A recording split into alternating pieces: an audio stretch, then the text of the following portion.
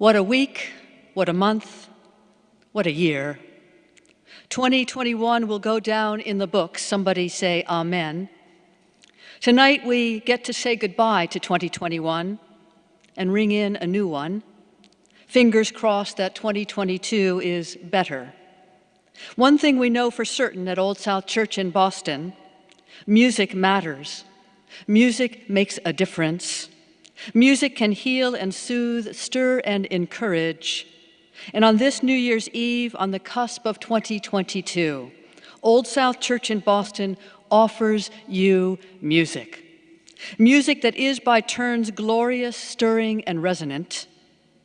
And while we wish it could be in person, we have learned a thing or two about streaming in the past 2 years, so we hope you enjoy this experience at home. And while we are very much missing you in the house, I can report that the musicians are excited to be playing in real time in an actual venue. And so on this portentous evening, we offer you something that matters deeply: a New Year's program of pipes and pops featuring the Old South Brass and Percussion, led by conductor Larry Isaacson and Minister of Music Mitchell Crawford. We begin with our very own Paul Soper leading us in the national anthem. Happy New Year.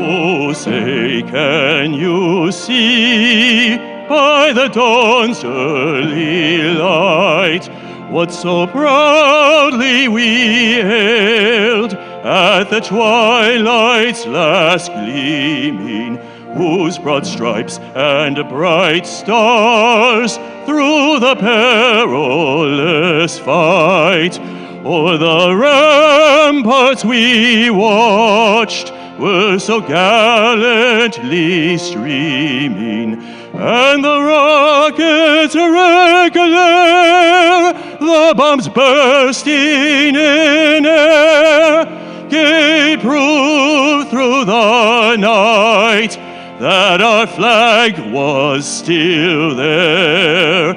Oh, say, does that star-spangled banner yet wave o'er the land of the free and the home of the brave?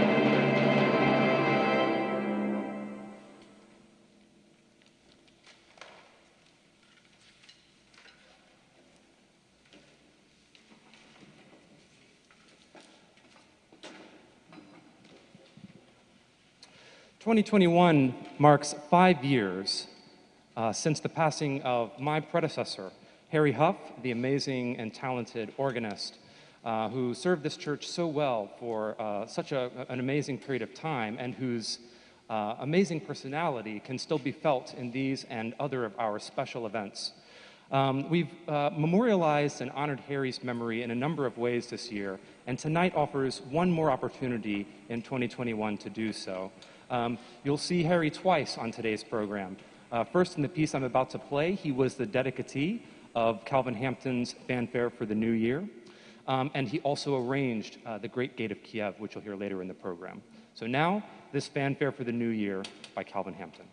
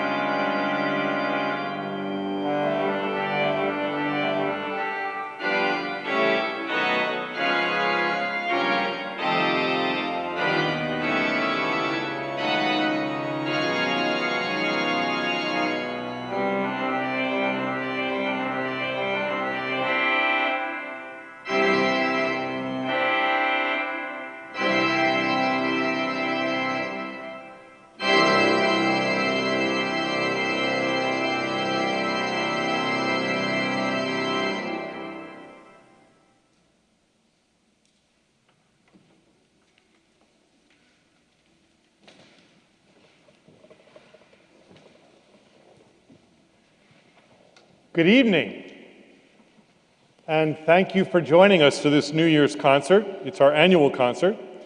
Even though we are remote this year, we're so pleased to be presenting this concert for you once again. All of us up here on the stage get real pleasure out of bringing joy to the people of Boston each New Year's. Thank you for joining us and sharing in this celebration. I hope Mitchell didn't just break your speakers with that amazing organ piece that he just played. He'll do that a few more times tonight, I think. We're going to continue with the ever-popular St. Louis Blues, written by W.C. Handy in 1914.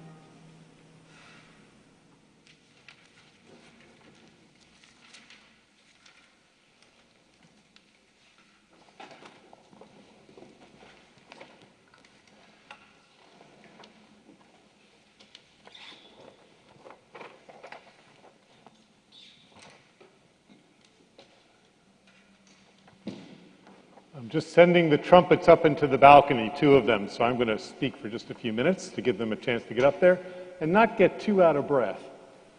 Written in 1959 for the pageant of Magna Carta, we all remember that from school, which was held on the grounds of St. Edmundsbury Cathedral in Bury, St. Edmunds, and it celebrated the city's role in the creation of a document that marked the beginning of the end of feudalism in 1215. The piece is in 4 brief sections, 1 for each solo trumpeter, and then the final section puts them together, playing the music that they just performed as a soloist, but now as a trio. The score specifies that the players should be as far apart as possible, hence where we have placed them. The fanfare is, as the composer says, in the form of 3 separate trumpet fanfares played attacca, which is immediately one after the other, which miraculously combine in conclusion.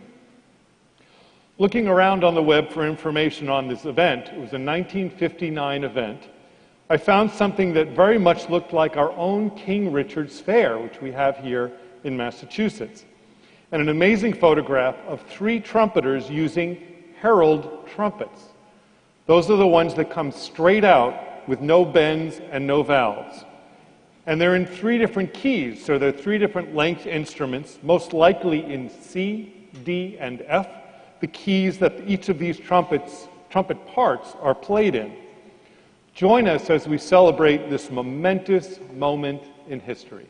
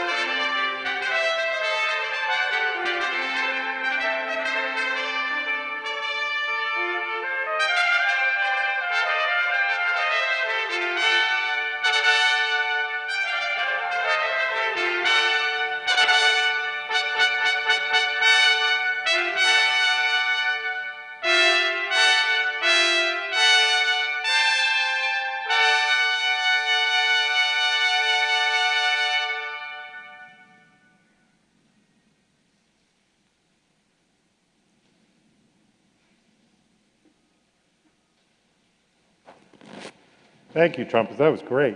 And I'm going to give them another minute to get down, so I'm going to tell you a little bit about the next piece as well. This is called The Gladiator. It is not a Sousa march that I know, and this is coming from a guy who plays a July 4th concert every year and has for the last 20 years. I never knew about this one. It has a Boston connection. The first printing of the sheet music for The Gladiator carried a dedication to Charles Towle of Boston. Towle, T-O-W-L-E, was a journalist who was editor of the Boston Traveler at the time this march was written, and had introduced Sousa to the Knights Templar, basically the Masonic temple, I believe. Speculation has long surrounded the title for the piece, but one hypothesis is that the title referred to Towle himself, a gladiator of sorts who used a pen instead of a sword. For Sousa, the Gladiator brought back both happy and unhappy memories. In 1885, he had written the dirge, The Honored Dead, for Stopper and Fisk, a music publisher in Williamsport, Pennsylvania. They were so pleased that they asked him to write a quick-step march. He responded with The Gladiator, but they rejected it. Their short-sightedness cost them dearly. Sousa then sold it to Harry Coleman of Philadelphia, and it eventually sold over 1 million copies. Although other of his marches have achieved greater popularity, The Gladiator is still regarded as John Philip Sousa's first success.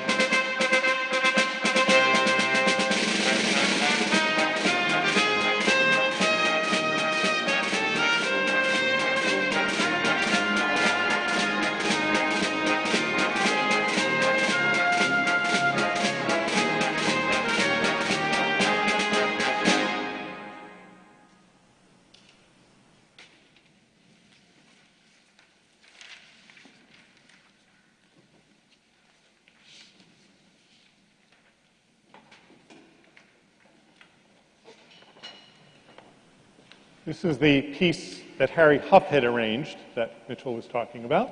This is the Great Gate of Kiev, originally for piano. The whole suite was actually for piano, the suite which was pictures at an exhibition. And it was written, I had this in my notes from 3 years ago, but we now hit it, 100 years ago in 1921. So we were 97 years ago last time we did it. Conductor Serge Kusuwitski, who was here in Boston for many years, and he was actually the inspiration for Tanglewood, would later become the legendary music director of the Boston Symphony, and he commissioned a version for orchestra from the great French composer Maurice Ravel. While Ravel's orchestration was one of a dozen or more that appeared over the years, it is the standard and has become one of the most popular pieces in the entire orchestral repertoire. It was first played in Paris on October 19, 1922, and Kusuwitski brought it with him to Boston, performed it regularly, and was one of the first to record it.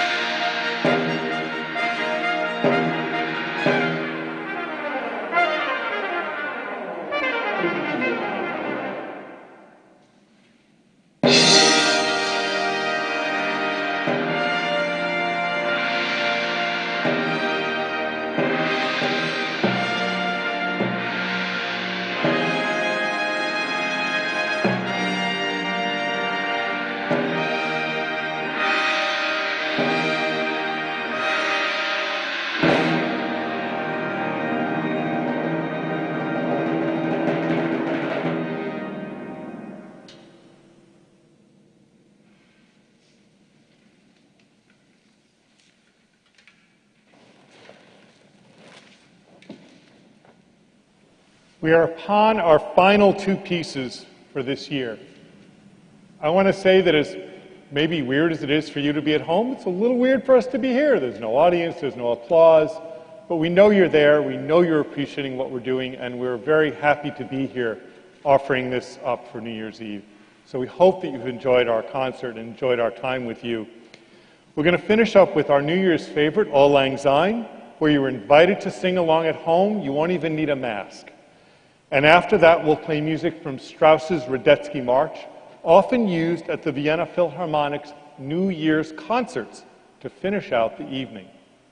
Thanks for joining us, and enjoy the rest of your New Year's Eve.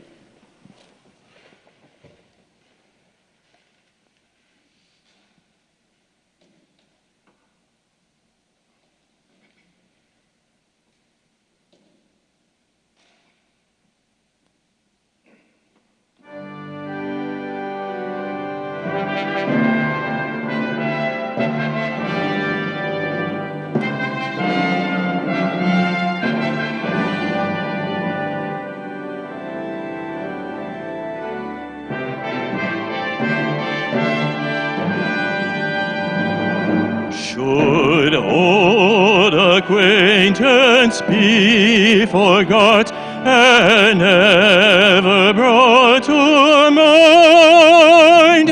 Should old acquaintance be forgot and days of Auld Lang Syne? For Auld Lang Syne, my dear, for Auld Lang Syne, we'll take a cup of cheer, and yet for days of Auld Lang Syne.